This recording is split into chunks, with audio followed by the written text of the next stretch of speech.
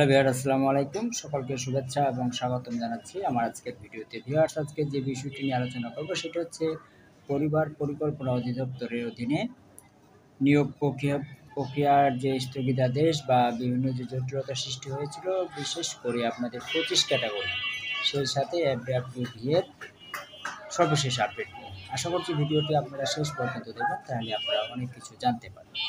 তো ভিউয়ার্স, এখন কথা হচ্ছে প্রথমে যে বিষয়টি নিয়ে আলোচনা করব সেটি হচ্ছে আপনাদের 25 ক্যাটাগরি, অর্থাৎ যেগুলো পরীক্ষা মূলত বেশিরভাগ পরীক্ষাও হয়ে গেছে, মানে মৌখিক পরীক্ষা পর্যন্ত হয়ে গেছে, শুধু চূড়ান্ত ফলাফল দেওয়া বাকি ছিল।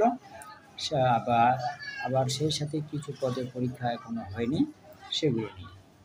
আর সর্বশেষে আলোচনা করব আপনাদের পরিবার কল্যাণ পরিদর্শিকা অর্থাৎ FWV এর সর্বশেষ আপডেট নিয়ে।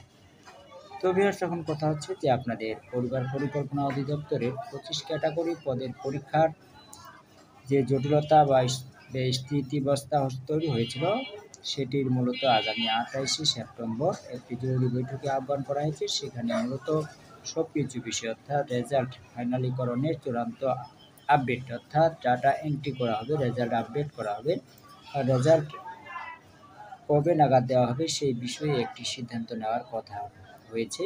সেই সাথে বিশেষ করে মূলত নৈশ প্রহরী পদটিতে যে ওটা বেশি আলোচিত এবং সেই পদটি নিয়ে মূলত আলোচনা হয়েছে। এর আগে আমি যতটুকু জানতে পেরেছি, আপনাদের 28শে সেপ্টেম্বর যদি বৈঠকটি অনুষ্ঠিত হয়ে যায়, তাহলে আপনারা তার 72 ঘন্টার মধ্যেই মূলত আপনার ফলাফল পেয়ে যাবেন আশা করা যায়।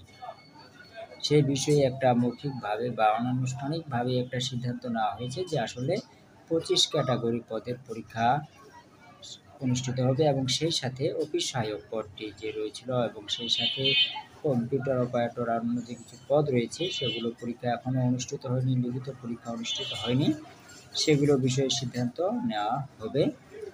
এবং কী কারণে সেগুলো নেওয়া হচ্ছে না, আসলে কথায় কথায় জটিলতা, সেই বিষয়গুলো মূলত সেখানে আলোচিত হবে এবং সেখানে একটা সমাধান বের করার চেষ্টা করা হবে।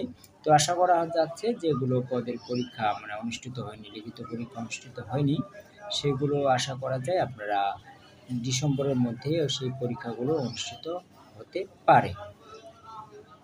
আর যেটা মূলত FWV এর, এই FWV এর কিন্তু এই কার্যসূচিতে নেই। FWV নিয়ে কোনো আলোচনাও ওখানে অনুষ্ঠিত হবে না।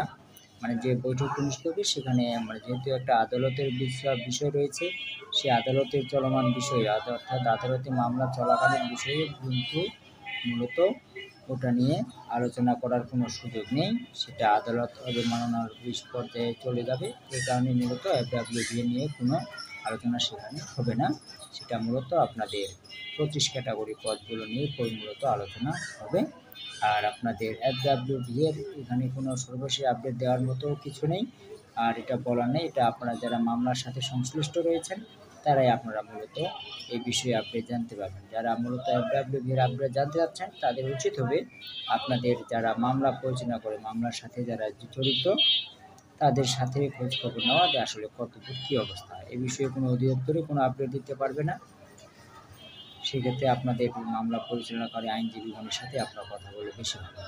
তো ভিউয়ার্স, এই ছিল মূলত আজকের আলোচনার বিষয়। সকলকে ধন্যবাদ। আল্লাহ হাফেজ।